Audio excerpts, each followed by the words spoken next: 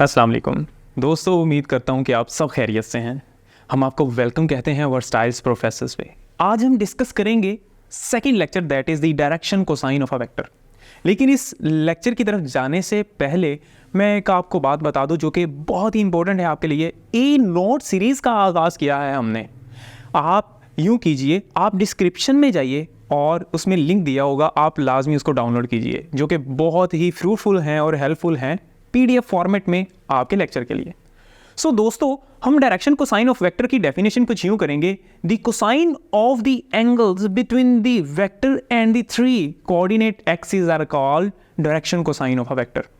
अब सवाल ये पैदा होता है कि जिस वक्त एक वेक्टर किसी ऑर्बिट्ररी स्पेस में है, उसके अंदर ऑर्बिट्ररी ओरिजिन से स्टार्ट हो रहा है और वो स्पेस में है और फर्दर हम उसकी डायरेक्शन बताना चाहते हैं, तो क्यों बता सकते हैं कि हमारे पास x के कॉरिस्पॉन्डिंगली उसकी डायरेक्शन क्या है, y के अलॉन्ग क्या है and with respect to z क्या होगी। इसको हम रिप्रेजेंट करेंगे with the help three different angle, जिसको हम alpha beta gamma respectively x y z के साथ रिलेट कर रहे होंगे। यहाँ पे आप कंसीडर कीजिए कि ये हमारे पास एक एक्सिस है दैट इज x एक्सिस, और अगर आप यहाँ पे देखें ये y है और एक एक्सिस हमारे पास z है, और जहाँ से ये कोऑर्डिनेट स्टार्ट हो रहे हैं उनको हम ओरिजिन कहेंगे। अब याद रखिएगा कि ये तीनों एक्सिस एक दूसरे को 90 के एंगल पे कट कर रहे हैं, यानी कि एक्सिस अगर यहाँ पे इस डायग्राम में ऑब्जर्व करें तो एंगल 90 रख रहे हैं। यहाँ से एक वेक्टर ड्रॉ करता हूँ जिसको मैंने R से रिप्रेजेंट किया है, R वेक्टर। अब इसमें तीन एंगल होंगे और इसका पॉइंट जो है इंडिकेशन का, उसमें कुछ ना कुछ अमाउंट x एक्सिस की भी है, कुछ y की भी है एंड कुछ z की भी है। अब यहाँ से एंगल जो हमारे पास मिल रहा है, इसको हम थ्री डायमेंशनली व्यू करें तो एंगल हमारे पास एक मिलेगा that will be alpha with respect to x axis. जो एंगल बन रहा है दैट इज अल्फा। और अगर हम बात करते हैं y एक्सिस के कॉरिस्पॉन्डिंगली, then we obtain an angle that is beta and last z axis के साथ अगर देखा जाए तो वो गैमा है। अब मैं क्या करता हूँ, इन्हीं ही अल्फा बीटा एंड गैमा के कॉज यानी कि कोसाइन लेना शुरू कर दूं तो वही हमारे पास direction cosine of a vector कहलाएंगे।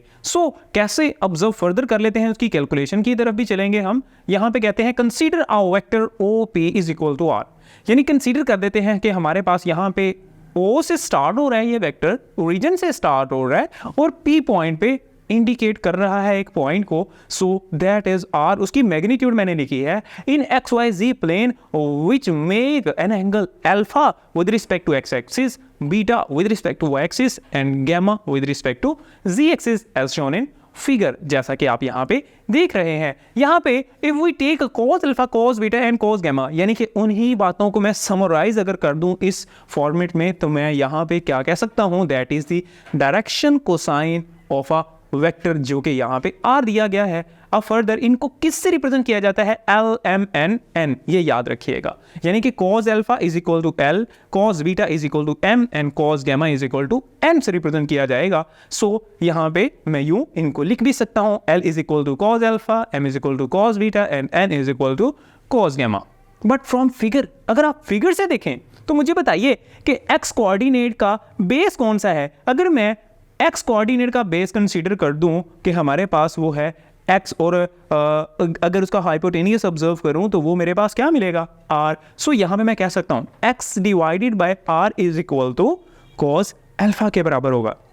एक इक्वेशन इसको तो समराइज करके मैं x divided by R is equal to cos alpha को x is equal to R cos alpha भी लिख सकता हूँ। इसे इक्वेशन नंबर 1 कंसीडर कीजिए। इसी तरह ही हम y को अगर अंडर कंसीडरेशन लें तो y divided by R is equal to cos beta के बराबर होगा, क्योंकि यहाँ पे हाइपोटेनियस जो है वो किसके बराबर है, R के, और बेस किसके बराबर है, y के। यानी कि मैं डिफरेंटली बीटा के थ्रू मैं यहाँ पे ऑब्जर्वेशन ले रहा हूँ इसकी डायग्राम की। असल में ये ट्राइंगल ही बन रही है जो कि y और उस r के दरमियान बन रही है। इसको मैं y is equal to R cos beta भी लिख सकता हूँ, that is the second equation. Similarly now I will be move toward the z axis. z axis किसके बराबर होगा, z divided by R is equal to cos gamma. अब यहाँ से z को सेपरेट करेंगे, that is z is equal to R cos gamma. याद रखिएगा ये इक्वेशन कैलकुलेशन में फर्दर बहुत इंपॉर्टेंट है। चलते हैं नेक्स्ट।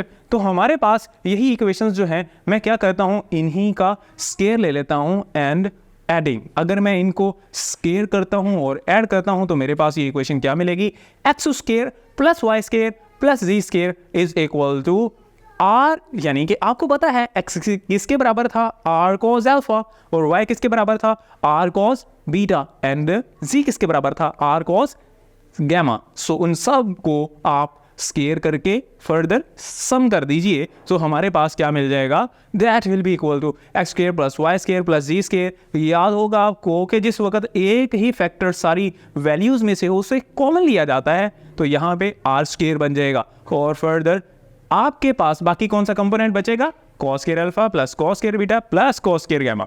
और आपको ये भी पता है, आपने रेक्टेंगुलर कोऑर्डिनेट सिस्टम में प्रीवियस क्लासेस में पढ़ा हुआ है, r square is equal to किसके बराबर होता है, x square plus y square plus z square. तो वो वाली वैल्यू सब्स्टिट्यूट कीजिए तो आपके पास r square is equal to r square into cos square alpha plus cos square beta plus cos square gamma बनेगा। अब फर्दर आप क्या कीजिए, यहाँ से आप सिंपली आर स्केयर को आर स्केयर के साथ कैंसल आउट कर दे। जैसे ही आप कैंसल आउट करेंगे तो हमारे पास क्या बचेगा, यही इक्वेशन कुछ यूं हमें मिलेगी, that will be cos square alpha plus cos square beta plus cos square gamma is equal to 1। मैंने रीअरेंज की है।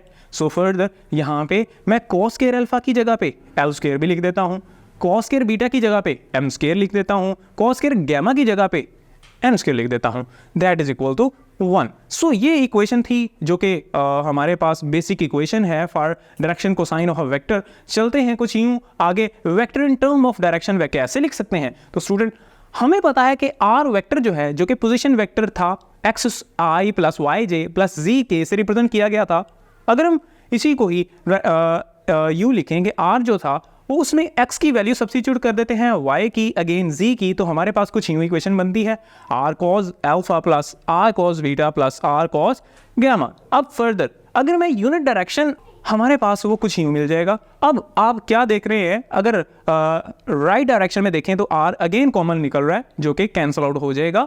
फर्दर हमारे पास unit vector r is equal to cos alpha i plus cos beta j plus cos gamma के बराबर आएगा। यूं हम कह सकते हैं that is the unit vector for direct in term of direction vector of the cosine. अगर आपको ये लेक्चर बहुत अच्छा लगा है, सब्सक्रिप्शन तो बनती है। फर्दर आप अगर इससे रेलिवेंट कोई भी क्वेश्चन है तो आप कमेंट बॉक्स में लाजमी लिख सकते हैं। आपकी पॉजिटिव फीडबैक का इंतज़ार रहेगा। अब तक के लिए दीजिए इजाज़त सरमद रहमत को। अल्लाह हाफिज़।